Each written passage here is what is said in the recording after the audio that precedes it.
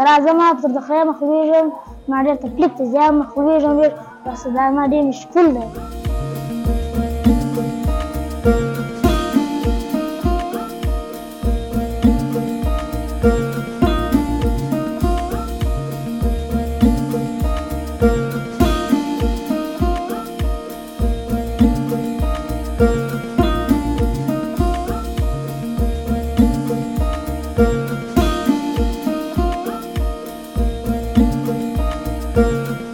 دواړو پښې معذوره یم، شی نشته دی سواری نشته چې ما رسي بیا مې راوړي، او سپور ډېر لرې دی، زه خره راځم.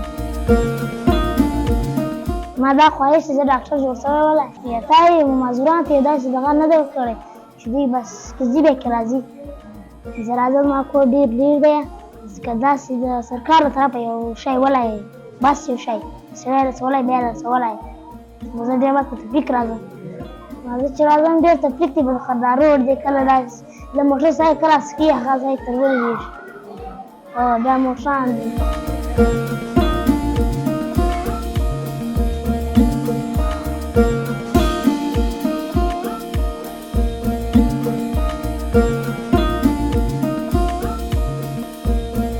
इस जदीद दौर में महरूमियत की वजह से लेकिन गड्ढे पर आता है।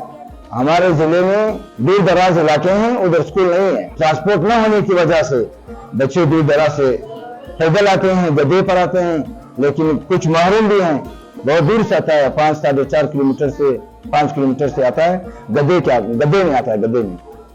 लेकिन सहूलत न होने की वजह से वो वहां से आता है, लेकिन बड़ा शौकीन है, ज़हीन भी है, बहुत मेहनती बच्चा है।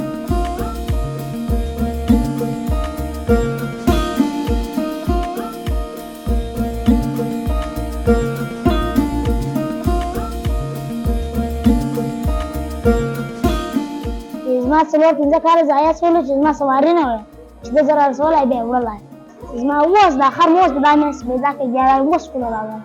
موږ چې راځو د اوس حملې سوی وي، بس موږ ډېر ناوخت بیا لمر راخیز مې دا ټایم راغلم چې په دغه ټایم کې ورسېدو، اوس حملې کې څه شوي وه. زه په خرد څو سپرېږم هغه یم احمد سعید، اوس هم خوش شوی یم.